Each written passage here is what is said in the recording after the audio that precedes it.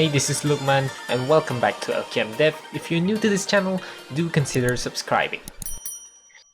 In this video, I will teach you how you can acquire user inputs in C#. So let's proceed with the video.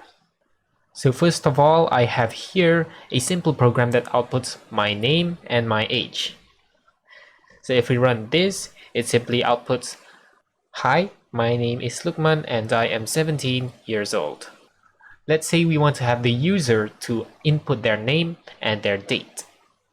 And to do that, we must use console.readLine. Now console.readLine is a function that does not take any parameter, but it does return a string.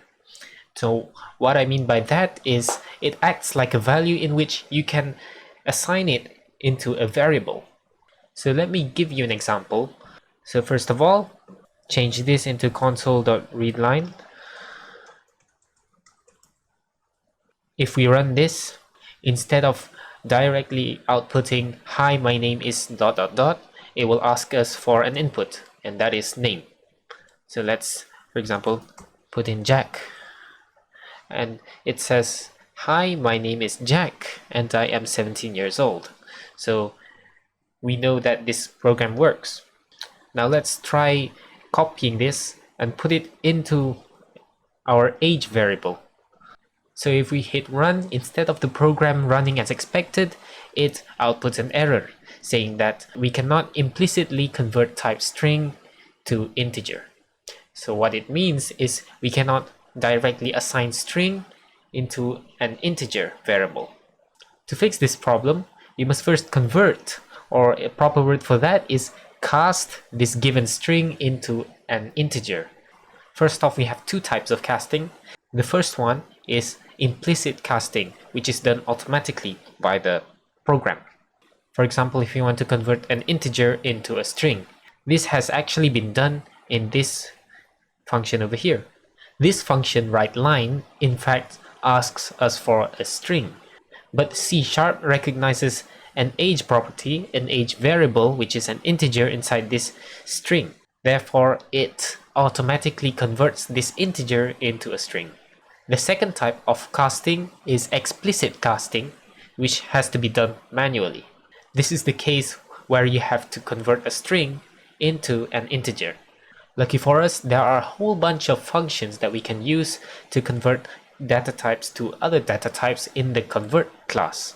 So in this case, we want to convert a string into an integer by doing this. So just like that, and 32 is important because it tells C# that we are using a 32-bit integer. In other words, a 4-byte integer. But if we want to use a long, for example, we can just simply change this into 64 and it works for long. Now let's run this program and see what it does. So it doesn't output any error, and you can type in your name like Lukman and then an integer date, 17. And it does output, "Hi, my name is Lukman and I am 17 years old." Now let's change things a little bit, and instead of using Lukman, we are going to, for example, use Harry. His age is going to be 56. And it does work. So congratulations, you have a working program that asks for user input.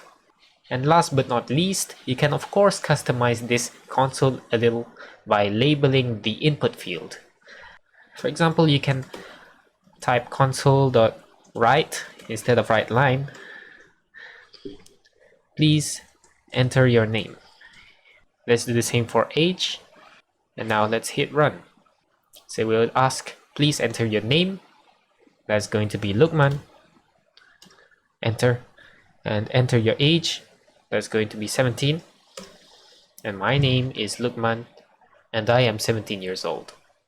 That is the end of this video. Do leave a like if you find this video very helpful. Also, don't forget to subscribe for future videos and tutorials like this one.